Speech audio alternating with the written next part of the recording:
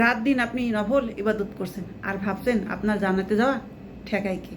তাই তো বলি প্রিয় বোন, বিয়ের পর একজন মেয়ের কাছে তার স্বামীর আদেশই সব থেকে বড়। স্বামীকে ভালোবাসা, সেবা যত্ন করা সব থেকে বড় কাজ। আর স্বামী যদি খুশি হয় তাহলেই আপনি জান্নাতে যেতে পারবেন।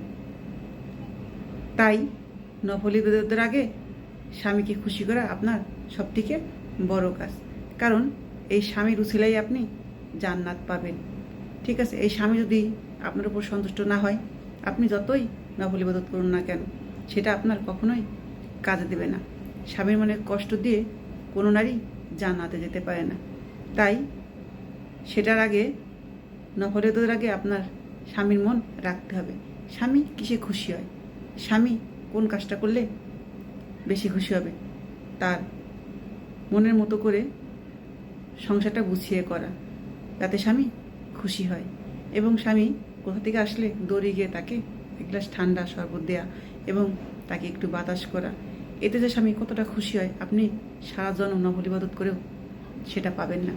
তাই আগে স্বামীর মন জয় করুন, তারপরে নফল ইবাদত করুন।